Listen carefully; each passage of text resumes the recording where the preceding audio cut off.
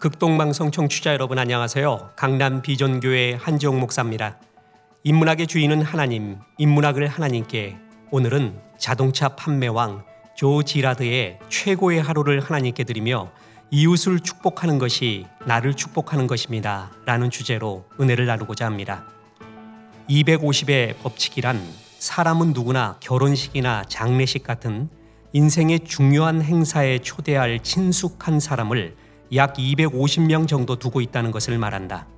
이건 내가 일주일에 50명의 사람을 만나는데 그중 단 2명이라도 내 태도를 못마땅하게 생각하는 사람이 있다면 연말에 가서는 약 5,000명이 나에 대해 부정적인 생각을 갖게 된다는 뜻이다.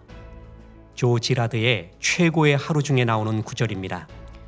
미국의 전설적인 자동차 판매왕 조 지라드는 세계 최고의 판매왕으로 12년 동안 기네스북에 등록되었습니다.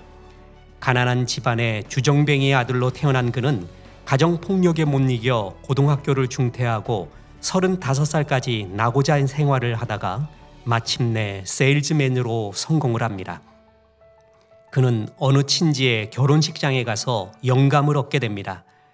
결혼식장에 모인 숫자가 250여 명, 또한 장례식장에 가도 250명 정도가 모이는 것을 보았습니다.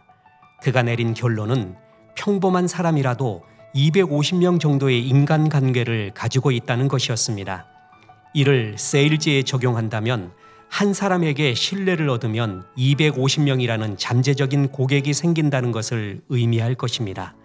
반대로 한 사람에게 신뢰를 잃으면 250명에게 신뢰를 잃게 되는 것입니다.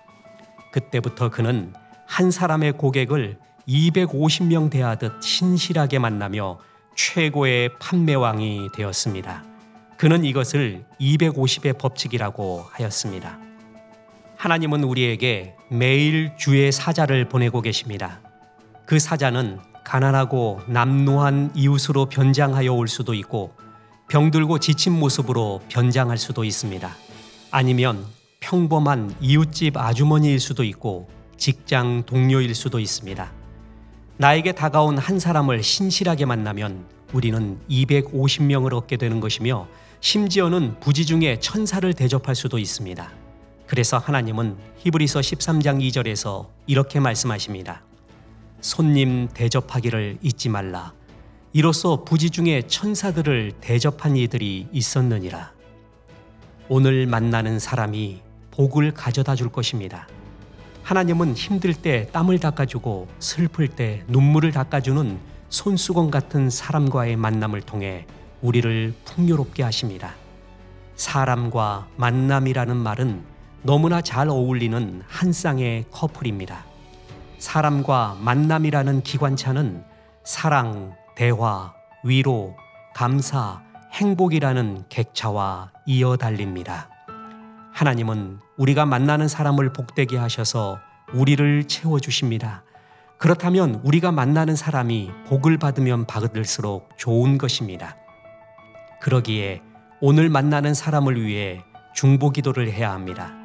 이웃을 축복하는 것이 곧 나를 축복하는 것입니다. 어리석은 사람은 자기 주변의 사람들이 다 무너지기를 원합니다. 그러면 자신도 얻는 것이 하나도 없습니다. 하나님이 우리를 부르신 목적은 이웃을 복되게 하는 것입니다. 이웃을 살리는 것을 통해 내가 살리게 됩니다. 이는 나와 이웃을 모두 살리는 하나님의 깊고 깊은 섭리입니다.